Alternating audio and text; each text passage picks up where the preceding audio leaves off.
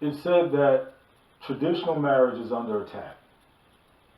The rising tides of divorce, illegitimacy, cohabitation, and same-sex marriage call for advocates of traditional marriage to clearly define and articulate its benefits. The attack may be as obvious as many American states legalizing same-sex marriage, or as insidious as Hollywood tabloids sensationalizing the cohabitation of the next high-profile couple.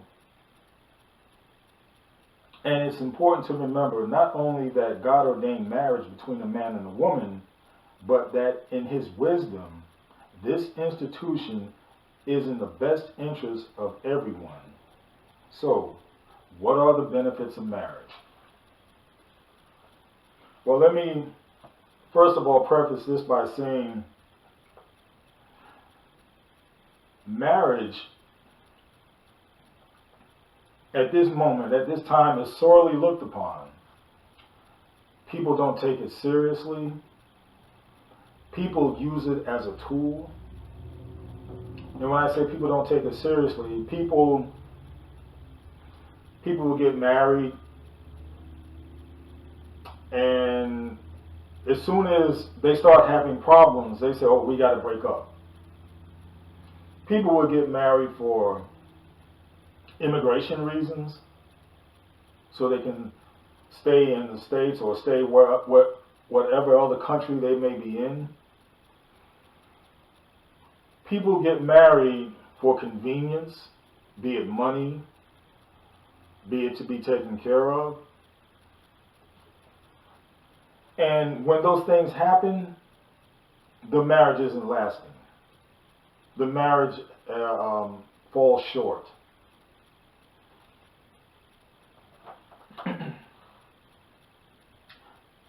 Marriage protects children. When parents are married, children do better in practically every quantifiable category related to success and satisfaction.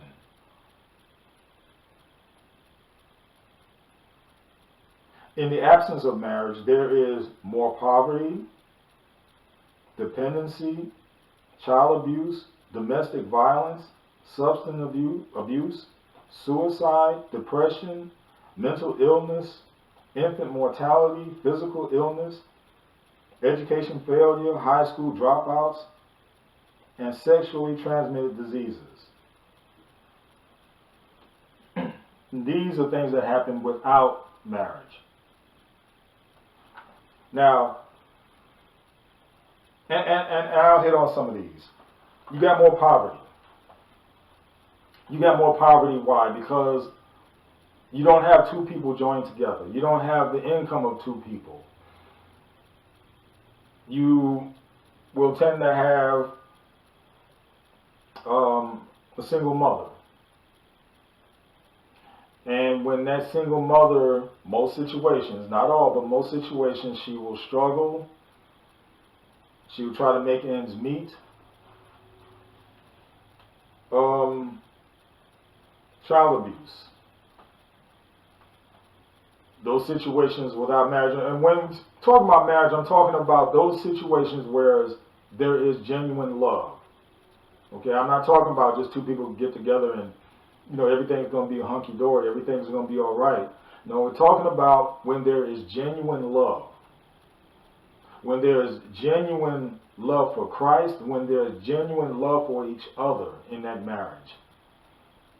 But child abuse, when there is a single parent, and I've seen plenty of situations like this, I'm not saying that all, but there have been plenty of situations where you get that single parent, be mother, and she will have many men coming through the house.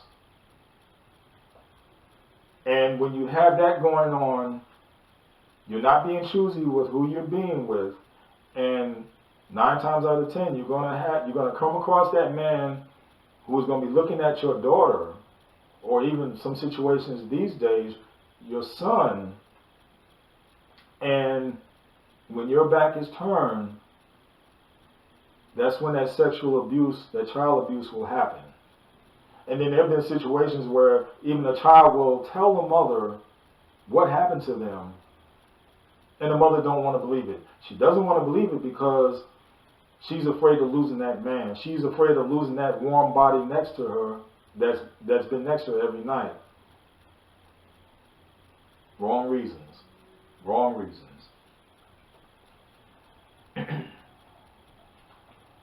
And that's just to name a few of what I've mentioned.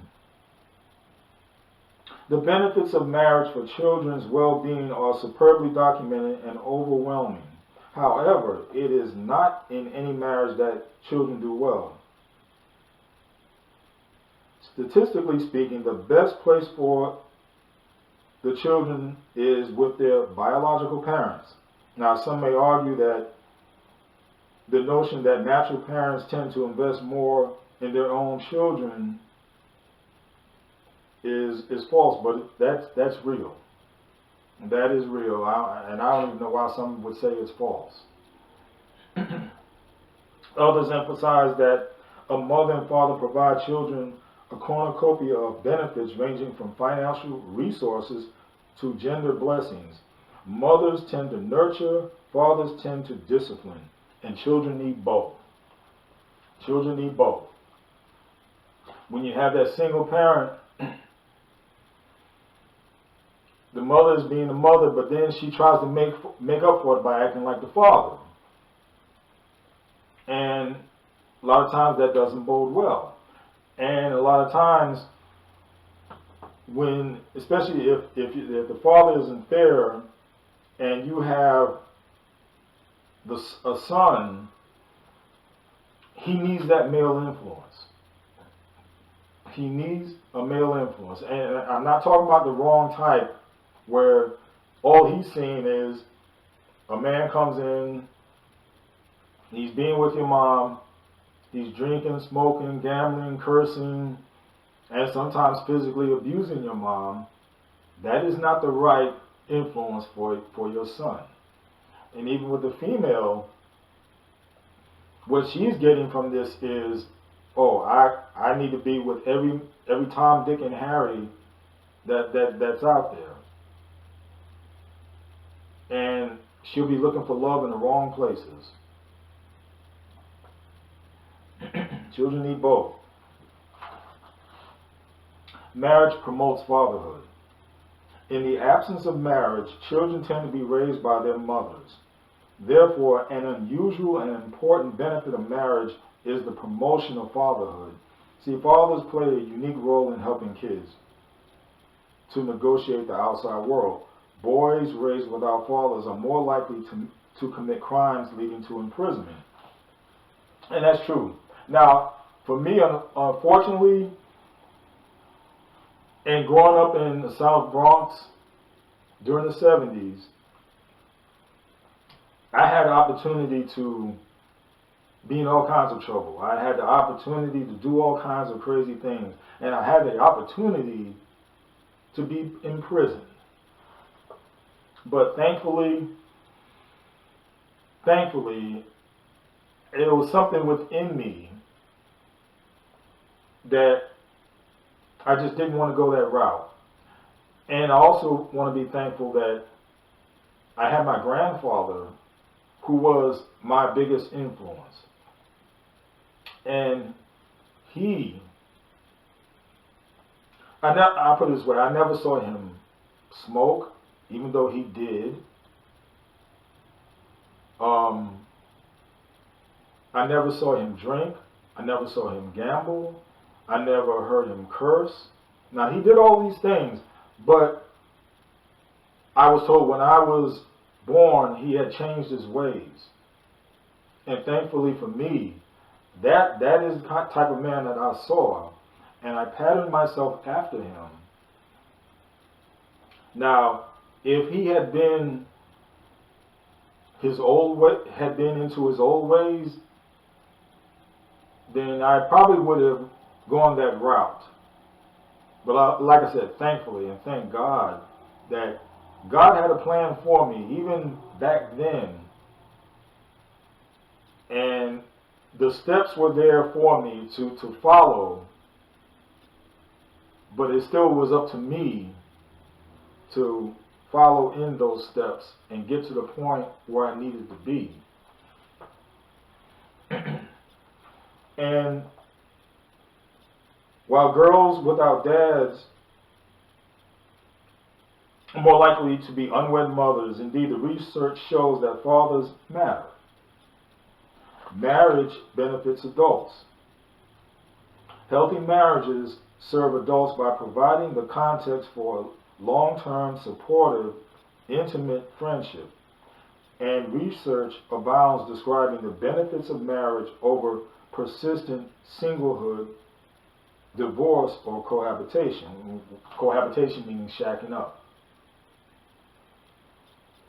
The emotional support furnished by most marriages reduces stress. Yes, and most people think that, well, you're being married and you're being stressed out. Let me put it this way. When you want to and willing to want to make something work, and just like anything else, you have to work at it.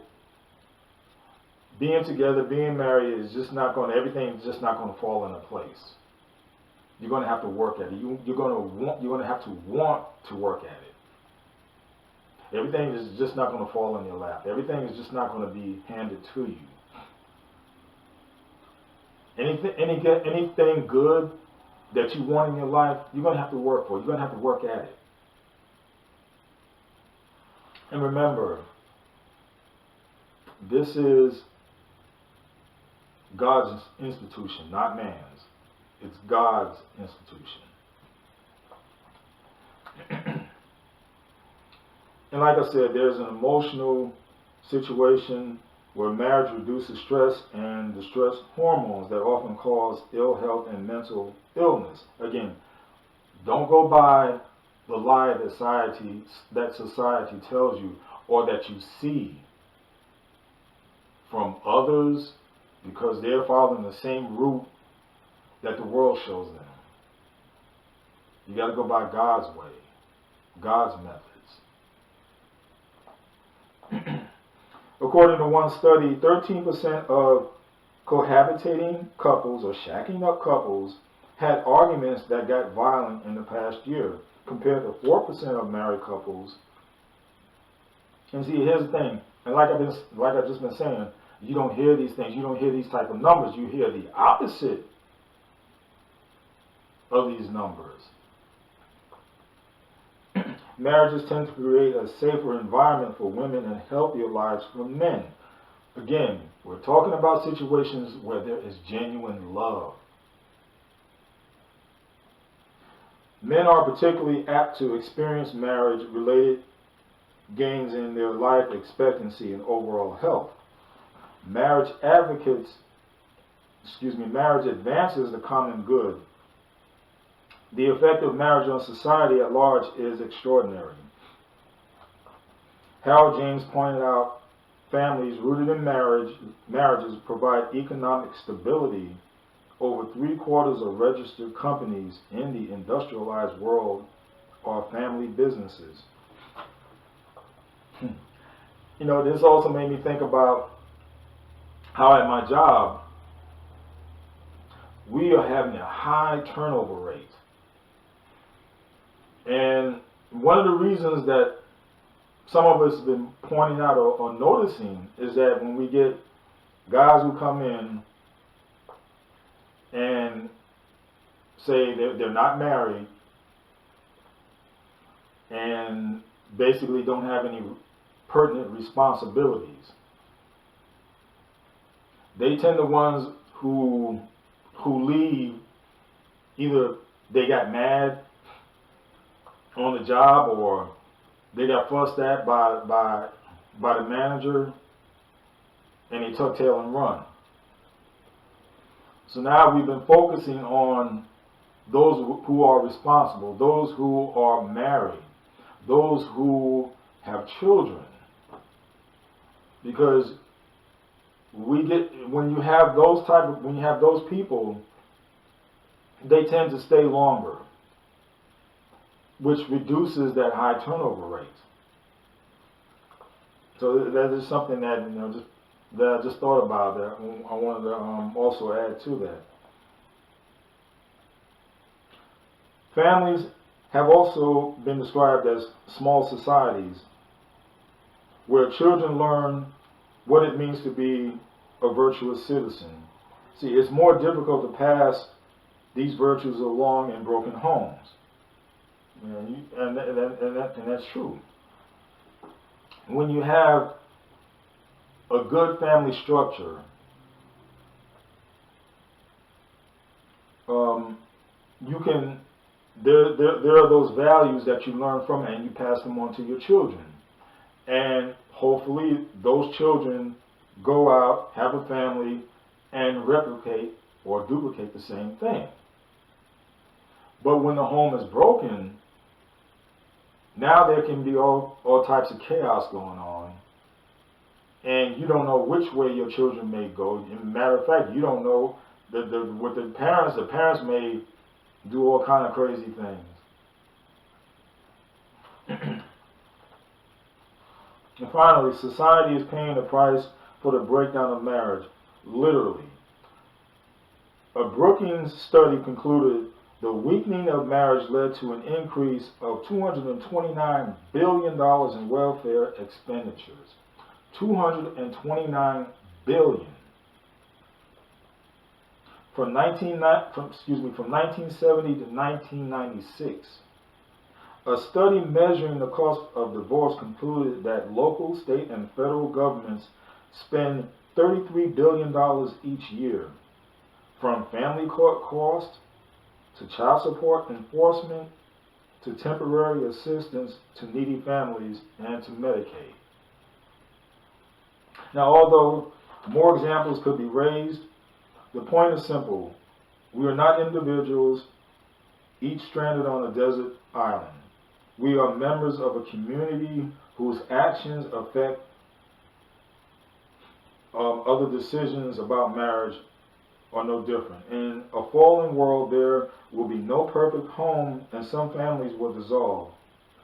Nonetheless, a society that discounts the benefits of traditional marriage is slowly but surely eating itself alive. So the bottom line is this. Marriage is God's institution. And I'm going to tell you this, the reason God has marriage is pure and simple. To spread the word of Christianity. And I'm telling you this in layman's terms. To spread the word of Christianity. When you have two people together and they profess love for one another, in that union, they are still to put God first. They are to love God first, then each other, then children. That is the order of the pecking order, so to speak. And when that happens, there is a better neighborhood, there is a better government, there is a better society. And God takes marriage seriously. And it's funny how now when all is, roses and whatnot, people get together and get married. And some of you get together just for the sake of going through the motions, just for the sake of going through the pomp and circumstance of it. Especially you women.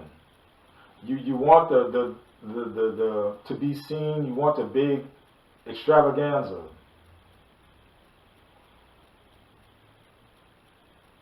But what about when it's 10 years down the line? And the shine is worn off. And why did it wear off? Because, quite frankly, you two let it wear off. Like I said, marriage is work. You want something nice, you want something good, you got to work for it. These days we got too many lazy people, they don't want to work at it. As soon as they have one fight, everything's done. I'm done, I'm out of here. We got to work at it, people. We got to work at it. Again, God is serious about marriage. We can get together and go before the Lord and profess our love for one another and say, we are together forever. But when things don't go our way, or when she starts to put on weight, or he starts to lose his hair, then all of a sudden you're looking in other directions. You want somebody else. But you made a promise to God. You did an oath to God. You swore to God that this will be my one and only. And what happens? You get mixed up in the ways of the world. The world says, hey, go ahead and get that divorce. Now, and that's the thing, you went before God and got married, but when it comes to a divorce, oh, now you want to go to man. You want to go to man to get a divorce. You didn't seek counsel from God.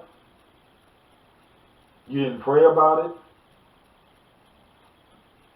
And I'm not talking about these situations where there is I'm not talking about situations where there's abuse,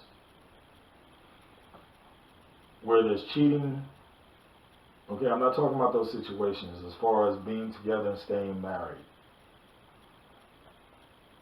Because those are outliers. Those are situations where God says, okay, all right, I understand. But those situations where you have the petty fighting, arguing with each other, you can work that out. And I always try to tell people not married, the decision you make and who you choose is one of the most serious choices you will ever make, because God is watching. God upholds you. God upholds the promise you made. You made it to Him.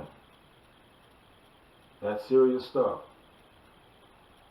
So, when seeking marriage, allow God to place that person before you. It's a choice. It's one of the most important choices you'll ever make. Make sure it's the right choice. Make sure it's the right choice. Because this is a choice that will impact and affect your life. But again, too many people don't take it serious enough. Too many people follow the ways of the world, and especially the ways of the world. Especially when it comes to those in the media, those who are well known. They really take marriage lightly, and it's not to be taken lightly. So, there you have it, the benefits of marriage. People, we look at marriage as not many benefits. And God is saying there are a plethora of benefits. You just have to be aware of it. Enough said.